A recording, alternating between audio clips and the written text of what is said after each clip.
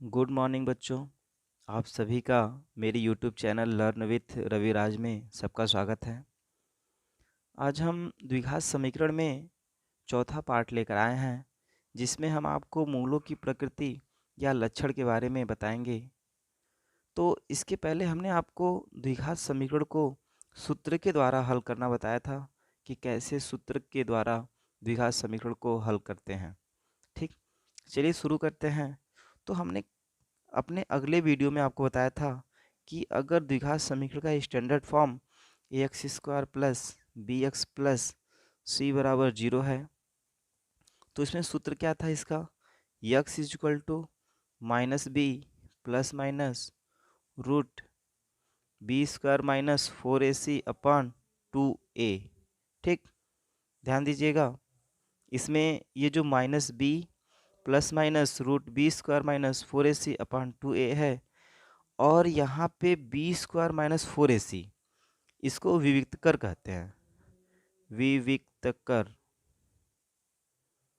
विविक्तकर को डी से प्रदर्शित किया जाता है। इसका सूत्र होता है बी स्क्वायर माइनस 4ac। ठीक, ध्यान दीजिएगा कि अगर किसी भी कोई भी द्विघात समीकरण आपको दिया हो, अगर पूछ दे कि उसके मूलों की प्रकृति ज्ञात कीजिए या लक्षण ज्ञात कीजिए, तो सबसे पहले हम उसका विविक्तकर निकालते हैं। पहले डी का मान निकालते हैं। जो मूलों की प्रकृति होती है वह विविक्तकर पर ही निर्भर करती है। ठीक है, ध्यान दीजिए। तो हम आपको डी का मान बताते हैं कि किस प्रकार से डी का मान निकलता है। देखिए, एक सारणी के माध्यम से हम आपको बताते हैं कि अगर डी का मान क्या क्या आए तो मूलों की प्रकृति कैसी होती है। इसमें केवल 3 कंडीशन है। 3 कंडीशन केवल आपको ध्यान देना है। इधर लिख लेते हैं मूलों की प्रकृति या लक्षण, इधर लिख लेते हैं विविक्तकर। विविक्तकर जो डी होता है। देखिए, कभी कभी होगा क्या कि हम द्विघात समीकरण, कोई भी द्विघात समीकरण दिया रहे, उसको हम हल करते हैं, यानी कि उसमें हम डी का मान निकालते हैं। डी का मान निकालते हैं, हो सकता है कि वो जीरो भी आ जाए, हो सकता है कि जीरो से बड़ा है, हो सकता है कि जीरो से कम आ जाए। ठीक, यही 3 कंडीशन है। तो बारी बारी से लेकर आपको बताते हैं कि किस किस मान के लिए मूलों की प्रकृति क्या हो सकती है। देखिए, पहला 3 कंडीशन है। पहला, अगर डी का मान कभी कभी होगा कि जीरो से बड़ा आ जाए। जैसे हम विविक्तकर निकालें, कोई भी द्विघात समीकरण दे दिया, उसमें हम विविक्तकर निकालें, तो हो सकता है जो विविक्तकर है वो डी से क्या मतलब कि जीरो से कितना आ जाए, बड़ा आ जाए। अगर जीरो से बड़ा आता है तो मूलों की जो प्रकृति होती है, उसके जो मूल होते हैं वह वास्तविक होते हैं।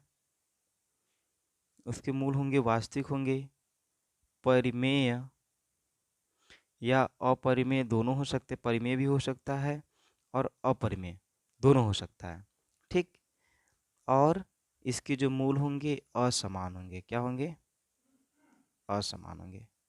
असमान का मतलब है कि जैसे हम यक्ष का मान निकालते हैं ना, तो द्विघात समीकरण में यक्ष के 2 मान आते हैं और दोनों अलग अलग होते हैं। ठीक, इसमें डी अगर जीरो से बड़ा है तो उसके जो मूल होंगे वास्तविक होंगे, परिमेय भी हो सकता है, अपरिमेय भी हो सकता है, और इसके मूल क्या होंगे? असमान होंगे। दूसरे कंडीशन पर चलते हैं। हो सकता है कभी कभी डी का मान क्या हो जाए, जीरो के बराबर आ जाए। अगर डी का मान जीरो के बराबर आ गया तो इसके जो मूल होंगे वास्तविक तो होंगे, वास्तविक होंगे, और इसके मूल क्या होंगे? आपस में बराबर होंगे। ये याद रखिए, ये मोस्ट है। ये आपको कई जगह सवाल में मिलेगा। अगर मूल बराबर हो तो ए का मान ज्ञात कीजिए, कोई भी उसमें कुछ भी कांस्टेंट डाल देगा। तो मूल बराबर होता है तो कंडीशन याद रखिएगा, डी का मान क्या होगा? जीरो होगा। ठीक, तीसरा हमारा क्या है? अगर D is less than zero, यानी कि जो डी है वह जीरो से कम है।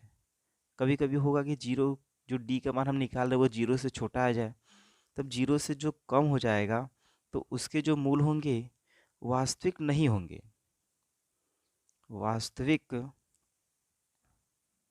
नहीं होंगे, उसके मूल वास्तविक नहीं होंगे।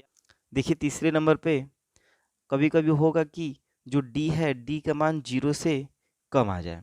अगर डी का मान 0 से कम आता है तो उसके मूल क्या होंगे, वास्तविक नहीं होंगे, या जिसको हम कहते हैं इसके मूल कैसे होंगे, काल्पनिक होंगे। इसके मूल कैसे होंगे, काल्पनिक होंगे। ठीक है, तो एक बार फिर से देख लीजिए, अगर d इज ग्रेटर देन 0 तो उसके मूल कैसे होंगे, वास्तविक होंगे, परिमेय होंगे, अपरिमेय होंगे और असमान होंगे। अगर d का मान 0 के बराबर है तो उसके मूल वास्तविक होंगे और कैसे होंगे, बराबर होंगे। अगर d इज लेस देन 0 या d का मान 0 से छोटा है तो उसके मूल वास्तविक नहीं होंगे, अर्थात काल्पनिक होंगे।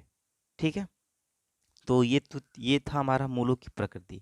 आइए एक प्रश्न के माध्यम से बताते हैं कि कैसे उसको मूलों की प्रकृति आपके क्वेश्चन में पूछता है।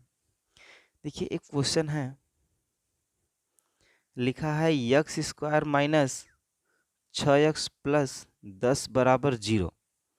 X square minus 6x plus 10 बराबर 0 में मूलों की प्रकृति बताइए। में मूलों की प्रकृति बताना है। तो देखिए मूलों की प्रकृति कैसे बताएंगे, तो हमने आपको बताया कि मूलों की प्रकृति बताने के लिए उसमें हम क्या करते हैं, डी का मान निकालते हैं। डी को क्या कहते हैं, विविक्तकर निकालते हैं। विविक्तकर का सूत्र क्या होता है, D is equal to B square minus 4ac। पहले प्रश्न में ए बी सी लिख लीजिए। देखिए हमने बताया था इसके पहले वाले वीडियो में, जो ए होता है वह यक्स स्क्वायर का गुणांक होता है। यक्स स्क्वायर का कोई संख्या नहीं है तो एक रहता है, तो यहाँ पे ए बराबर कितना हो जाएगा, 1। और बी की जगह क्या है, -6, और सी की जगह क्या है, 10। ठीक, अब सूत्र रख दीजिए। तो डी बराबर बी स्क्वायर, बी कितना है, -6 ना, तो -6 का स्क्वायर माइनस माइनस 4 गुणे ए कितना है, 1 गुणे सी कितना है, 10। ठीक, तो यहाँ से इसका स्क्वायर करेंगे, -6 का स्क्वायर करेंगे तो प्लस हो जाएगा, -6 का स्क्वायर 36 माइनस 4 दहा में 40। ठीक, 4 दहा में 40। तो यहाँ से अब 36 देखिए घटेगा, एक प्लस माइनस से घटेगा, माइनस में बढ़ा है तो माइनस में आएगा। 40 में से 36 का कितना, 4, यानी डी का मान कितना आया, -4। तो हम देख रहे हैं कि जो डी का मान है वह 0 से छोटा है कि नहीं। डी का मतलब -4 यानी 0 छोटा है ना, यानी डी इज लेस देन 0। ठीक, तब डी का मान अगर 0 से छोटा होता है, डी का मान 0 से छोटा है तो इसके मूल कैसे होंगे, काल्पनिक होते हैं या वास्तविक नहीं होंगे। तो मूलों की प्रकृति क्या हो जाएगी इसमें, काल्पनिक। इसके मूल कैसे होंगे, काल्पनिक होंगे। ठीक है, तो ये प्रश्न आपके एग्ज़ाम में इस प्रकार से पूछता है और ये बहुत अच्छा टॉपिक है। और आपके एग्ज़ाम में इससे बहुत सारे प्रश्न पूछते हैं, कई तरह के प्रश्न पूछते हैं। जैसे एक प्रश्न हम आपको और लेकर बताते हैं। देखिए क्वेश्चन लिखा हुआ है, यदि समीकरण 3x square minus 4x plus ए बराबर 0 के मूल बराबर हैं, के मूल बराबर है तो ए का मान ज्ञात कीजिए। के मूल बराबर है तो ए का मान ज्ञात कीजिए। देखिए लिखा है, कोई समीकरण दिया हुआ है 3x square minus 4x plus ए बराबर 0 के मूल क्या है, बराबर। बस कंडीशन देखा कीजिए, इसके मूल क्या है, बराबर। ये बस यही हमारा है मेन, इसके मूल बराबर है तो ए का मान ज्ञात करना है। तो हमने आपको बताया था समीकरण लिख लीजिए, सॉल्व करते हैं।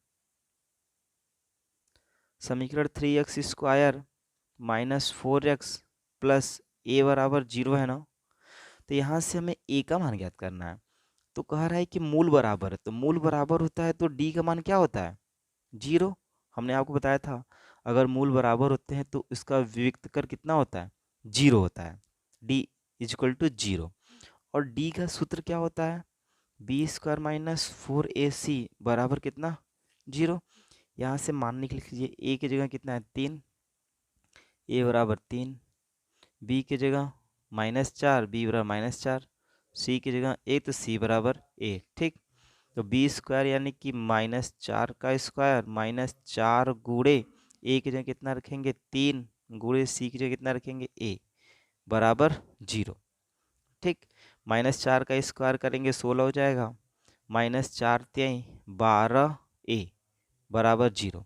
ठीक, 12 एक उधर ले जाएंगे तो देखिए प्लस में हो जाएगा और इधर 16 हटाने दीजिए। ए का मान निकालना है, 12 को इधर भेज देंगे तो 16/12, 4 से काट दी, 4 × 12, 4 चौका 16, यानी कि ए बराबर कितना आ गया 4/3। ये हमारा क्या निकल गया, ए का आंसर निकल गया। ठीक है, ठीक है। तो इस प्रकार से मूलों की प्रकृति याद करते हैं और कुछ प्रश्नों को इस प्रकार से हल करते हैं। तो इस प्रकार के प्रश्नों को आप किताब में से देखकर और प्रश्न को हल कीजिएगा। आज का वीडियो यहीं पे समाप्त करते हैं। अगले वीडियो में हम आपको मूलों के संबंधों के बारे में बताएंगे। मूलों का संबंध और गुणांकों के बीच कैसे संबंध होता है वो बताएंगे। तो आज का वीडियो हमारा यहीं पे समाप्त होता है।